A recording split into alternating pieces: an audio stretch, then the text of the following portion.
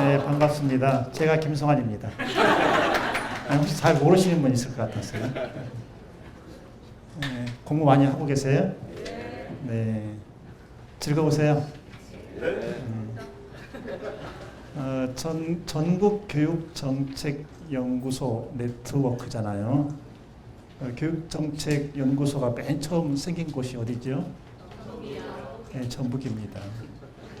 네, 전북에서 맨 처음 생겼어요. 문재인 대통령 취임을 했죠. 취임했어요. 취임할 때 맨 먼저 하는 것이 뭡니까? 맨 먼저 하는 것이 취임 선서입니다. 네, 그것을 읽거든요. 읽어. 헌법 제69조입니다. 나는 헌법을 준수하고 국가를 보위하며 조국의 평화적 통일과 국민의 자유와 복리의 증진 및 민족문화의 창달을 위하여 대통령으로서의 직책을 성실히 수행할 것을 국민 앞에 엄숙히 선서합니다. 이렇게 선서를 합니다. 헌법 제69조가 이렇게 말해라고 규정을 한 거예요. 글자 하나도 틀리면 안 돼요. 그대로 해야 돼요. 누구 앞에 선서한다고요? 국민 앞에. 아주 비슷한 문장이 미국 연방헌법 아티클 2, 섹션 1, 클로스 A에 규정되어 있어요. 제2조, 제1절, 제8항에 규정되어 있어요. 거기도 맨 처음에 그렇게 나가요. I do solemnly swear that 나는 엄숙히 선서합니다. 뭘 선서하냐? That I will execute the office of President of the United States. 미국 대통령의 직책을 수행할 것. And will to the best of my ability. 내 능력에 최선을 다해서 preserve, protect, and defend the Constitution of the United States. 미국 연방헌법을 보존하고 보호하고 수호할 것을 맨 앞으로 다시 돌아가면 엄숙히 선서합니다. 그렇게 되어 있어요. 두 나라 대통령 취임선서 조항 조금 닮은 문장들이 좀 나오죠? 왜 닮은 문장이 나올까요? 우연의 일치일까요? 베껴 쓰는 거예요. 베껴 쓰는 거예요. 베껴 쓰는 거예요. 근데 그대로 베껴 쓰면 좀 자존심도 상하고 그렇잖아요. 그래서 약간 이렇게 변형을 해서 하는 거예요. 근데 우리나라 대통령 취임 선서할 때와 미국 연방 대통령 취임 선서할 때 보면 조금 다르죠. 지금 미국 대통령이 누구죠? 도널드 덕? 네. 그 트럼프잖아요. 트럼프. 미국 사람들이 이 트럼프를 아주 싫어하는 사람들이 그 PKS를 들고 시위하는데 한번 외신을 이렇게 보니까 덤프 트럼프 이렇게 썼더라고요. 트럼프를 퍼버려. 참 말도 잘 지어요. 덤프 트럼프. 우리나라에서 그렇게 했다가 난리 나겠지. 어디 대통령에게 얘기했지. 근데 그 트럼프가 선서할 때는요, 누구 앞에 선서하냐면 연방 대법원장 앞에 선서를 합니다. 그냥 자기 혼자 말하는 게 아니에요. 연방 대법원장이 내가 말하는 대로 따라서 하라고 그래요. 그래서 이렇게 한 구절 한 구절 말하면 이렇게 I do solemnly swear that 이런 식으로 따라서 하는 거예요. 연방 대법원장 앞에서. 연방 대법원장 앞에서 선서한다는 건 뭐냐? 미 합중국의 헌법 앞에서 선서한다는 거예요. 그런 의미를 갖고 있는 거예요. 근데 우리나라 대통령은 그렇게 안 하잖아요. 그렇게 안 하잖아요. 그래서 아주 오래전에, 한 30년 전에, 그런 글을 쓴 적이 있어요. 사법연수에다가, 우리나라 대통령이 취임 선서를 할 때는 대법원장 앞에서 하면 좋겠다.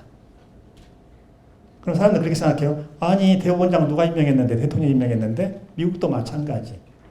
미국도 연방 대법원장 임명권은 연방 대통령에게 있어요. 우리하고 다른 건 뭐냐? 대통령이 대법원장을 임명하는 그 순간 두 사람 관계는 끊어져요.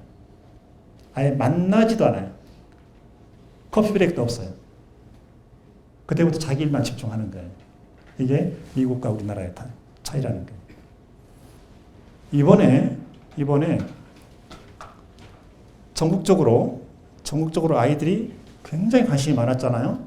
청소년으로 투표한 거 아시죠? 그 투표 결과가 어떻게 나왔는지 아시죠? 네. 전주의 어느 초등학교에서 투표를 했는데, 이게 모의 투표잖아요. 투표를 했는데 1등이 다른 사람이더라고. 남자 아닌 것 같던데. 남자 아닌 것 같더라고. 이름이 남자 이름 아닌 것 같더라고. 이름이. 그 깜짝 놀랐다는 거예요, 이게. 초등학생들이 이런 결과를 내나? 봤다는 거 아니에요, 지금 초등학생들이. 이 정도. 우리는 오랫동안 그렇게 생각했잖아요. 정치하면 손대서는 안 되는 것. 그렇죠? 우리 보통교육 영역에서 그렇게 했잖아요. 그런데 인간은 어떤 존재인데? 인간은 사회적 동물이면서 동시에 정치적 동물이잖아요. 우리가 살아가면서 겪는 모든 것, 어떤 것 하나도 정치와 연관되지 않은 것이 없잖아요. 그래서 이번에 참 많은 변화가 일어났어요. 많은 변화가. 이제 자발적으로 단위학교 차원에서 또 각 교실별로 해서 알아서들 이렇게 대통령 선거를 수업에 활용을 하더라고요. 여기에 대해서는 아무런 무슨 권고도 없고 아무것도 없어요. 근데 3월 10일 그걸 한번 경험하고 나니까 확실히 선생님들이 영리하세요. 알아서 이제 다 그냥 활용을 하시는 거예요. 그래서 아이들에게도 교사들에게도 중요한 것은 기회를 제공하는 것이다라는 거예요. 저는 그런 생각을 해요. 교육은 아이들에게 스스로 생각하는 힘을 길러주는 거다. 스스로 생각하는 힘을 길러주는 거다. 이것이 교육에서 가장 중요한 것이다라는 거예요. 우리나라 교육에서는 그렇잖아요. 계속해서 하나의 정답을 펴서 이렇게 하잖아요. 그러니 거기에서 뭐 인재가 나오겠어요? 말로는 4차 산업혁명이라고 하지만 4차 산업혁명이 가장 중시한 인간의 창의성, 거기서 나올 수가 있겠냐라는 거예요. 어느 외국 대학 신입생 면접시험 이야기를 하나 하겠습니다. 들어간 거예요. 들어갔더니 교수 두 분이 앉아 계시더래요. 이만하게 두꺼운 책을 한 권을 건네더래요. 그 수험생에게. 제한 시간 2시간입니다. 2시간 동안 읽고 오세요. 그리고 질문에 답하세요. 그리고서 2시간 동안 계속해서 물어보는데 1단계, 2단계, 3단계, 4단계, 5단계 쭉. 10단계가 있으면 만약에 9단계에서 답을 못하면 탈락. 이렇게 해서 걸러낸다는 거예요. 교육이라고 하는 것은 아이들에게 생각하는 힘을 길러주는 건데 우리는 과연 그렇게 해왔냐라는 거예요. 그런 점에서 보면 이번 새로운 정부 출범은요, 우리 교육에도 굉장히 중요한 전환점이 될 거라고 생각합니다. 이번 기회를 놓치면 앞으로 몇십 년이 더 흘러갈지 모르겠어요. 근데 이번에 이런 기회가 모처럼 온 것 같아요. 오늘 오전에 기자 간담회를 했거든요. 교육부에 대해서 물어보더라고요. 교육부에 대해서 어떻게 생각하십니까? 어떻게 대답했을 것 같습니까? 최선답은 해체입니다. 그랬어요. 최선답은 해체입니다. 표정들이 별로 안 좋은 듯. 최선답은 해체입니다. 만약에 해체가 어렵다면 유초, 중고 교육은 완전히 시도교육생에 떠넘기는 겁니다. 완전히 떠넘기는 겁니다. 유초, 중고 교육을 완전히 지역으로 가져오려면 정말 어려운 걸림돌이 하나가 있습니다. 그건 뭐냐? 교원들이 자신의 법률상 신분을 바꿔주는 거예요. 지금 국가공무원이죠? 그걸 지방공무원으로 바꿔주는 거예요. 그러면 무슨 노조 상임자 직권 면직이 아무 문제가 없어요. 교육감이 다 알아서 하니까. 지금 교원직 중에서 전문직은 신분이 지방공무원이죠? 지방공무원에 있다가 다시 학교로 가게 되면 그때는 또 교원직으로 국가적으로 또 바뀌잖아요. 그래서 이거 하나만 전환을 시켜도 괜찮은 거예요. 굉장히 큰 변화가 일어나는 거예요. 이 지방교육 자치가 굉장히 폭이 넓어지는 거예요. 우리가 오해하시면 안 됩니다. 국가, 지방 똑같아요. 국가 공무원도 그 법적 지위를 법률이 보호하고 있고 지방 공무원도 그 법적 지위를 법률이 보호하고 있는 거예요. 아무 차이 없어요. 아무 차이 없어요.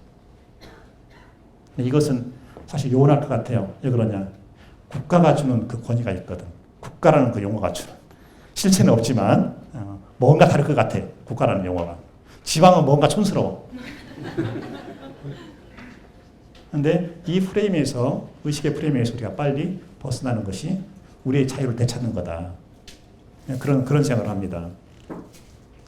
우리 헌법은 제31조에서 교육에 관해서 규정을 합니다. 제22조에서 학문의 자유에 대해서 규정을 하고 있어요. 지금 다 법정 갖고 계시는가 봐요. 법정 다 나눠주셨어요? 아, 그래요? 아, 그래요? 그러니까 지금 틀리는 거 안 틀리는 거 같아요. 네. 제31조 한번 보세요. 31조. 제31조. 거기 항이 5개 있죠?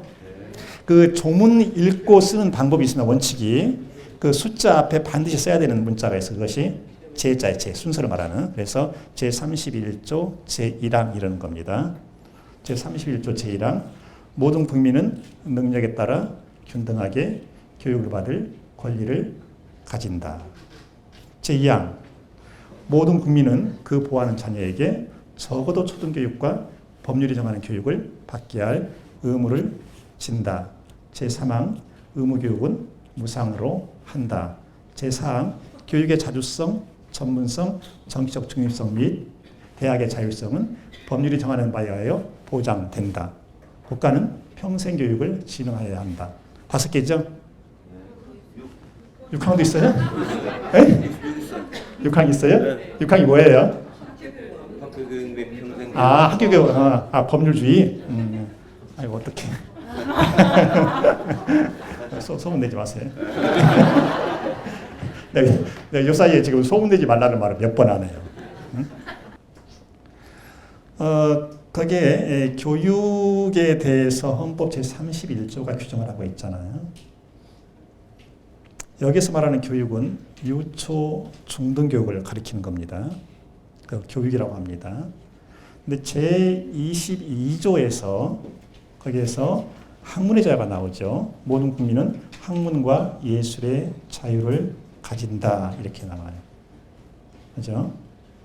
이게 제22조와 제31조가 연결되는 겁니다.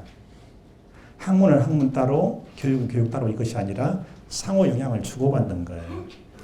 여기에 학문에서 나온 연구 결과물들이 이렇게 쭉 흘러서 교육으로 들어가는 겁니다. 교육에서 제기되는 문제들이 다시 학문의 영역으로 들어가는 거예요. 거기에서 교육에서 제기된 문제들을 연구해서 또 어떤 안을 내놓고 이렇게 하는 거죠. 그래서 양자는 서로 뗄 수가 없어요. 교육이 죽으면 학문이 죽고 학문이 죽으면 교육이 죽는 거예요. 그래서 거기에 대해서는 다른 아무 말도 없이, 특히 학문의 자유에 대해서는 다른 아무 말도 없이 뭐라고 하고 있냐. 모든 국민은 학문과 예술의 자유를 가진다 이렇게 하고 있어요. 헌법 제25조 한번 볼까요? 제25조. 거기는 그렇게 되어 있습니다. 모든 국민은 법률이 정하는 바에 의하여 공무담임권을 가진다라고 되어 있죠. 제22조와 어떻게 다릅니까? 제22조 제1항과 제25조 표현이 어떻게 다릅니까? 하나는 법률이 정하는 바에 의하여가 있고 다른 하나는 법률이 정하는 바에 의하여. 이게 없어. 그렇죠? 법률이 정하는 바에 의하여 이걸 가리켜서 법률유보라고 해요. 법률유보라고 해요. 그만큼 제한의 폭이 많아지는 거예요. 이것이 붙으면. 그런데 학문의 자유에서는 그 말이 없잖아요. 그게 뭐겠어? 양자를 비교해 놓고 보면 제한의 폭이 상당히 달라진다. 이렇게 보시면 돼요. 특히 학문 영역에 대해서는 국가가 가능한 한 개입하지 않는 게 좋은 거예요. 예술의 자유도 그렇게 되어 있죠? 법률유보 없이 규정하고 있죠? 이것이 있으면 그렇다고 해서 제한할 수 없다. 그건 아니지만 그런다 하더라도 국가 권력이 예술 영역에 개입하는 것은 가능한 한 금지해라. 이것이 그 속에 들어가 있는 거예요. 제11조, 제11조 제1항 모든 국민은 법 앞에 평등하다. 누구든지 성별, 종교 또는 사회적 신분에 의하여 정치적, 경제적, 사회적, 문화적 생활에 모든 영역에 있어서 차별을 받지 아니한다. 되어 있죠. 그래서 생활 영역을 몇 개로 구분했습니까? 정경, 사문, 그죠? 정경, 사문, 정치, 경제, 사회, 문화. 이건 뭘 가리키냐? 국민의 모든 생활 영역이에요. 성별, 종교 또는 사회적 신분. 이거 순서로 뭔가 생각하고 썼을까요? 그냥 썼을까요? 성별, 종교 또는 사회적 신분. 순서를 생각한 거예요.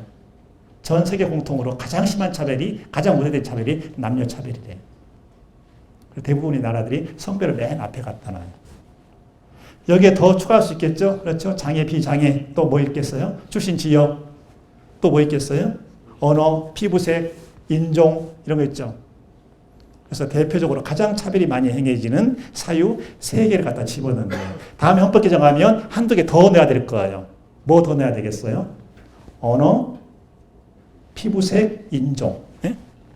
지금 우리나라가 이제 본격적으로 다문화 사회잖아요. 이걸 집어넣어야 될 거예요. 제2항에 뭐라고 되어 있습니까? 사회적 특수계급의 제도는 인정되지 아니하며 어떠한 이유로도 이를 창설하지 못한다. 제3항 훈장 등 영전은 이를 받은 자에게만 효력이 있고 어떠한 특권도 이에 따르지 아니한다. 훈장에는 아무런 특권도 안 따릅니다. 훈장 너무 부러워하지 마세요. 아침에 간담회인데 그러더라고요. 교육감님, 교육감 시에 따르다가 훈장 못 받고 정년퇴직한 교장선생님이 계시잖아요. 예, 어떻게 하실 거예요? 다 드려야죠.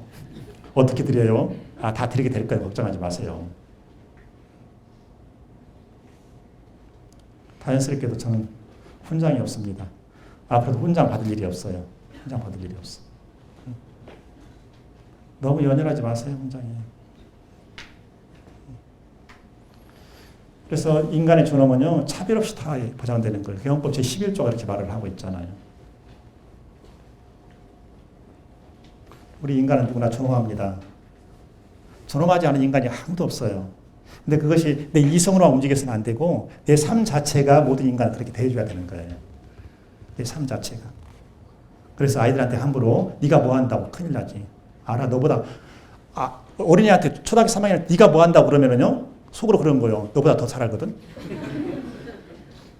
그러니까 그런 말을, 막된 말을 이렇게 함부로 해서는 안 된다는 것이죠. 존엄한 존재로 이렇게 사람을 대해줘야 된다는 거죠.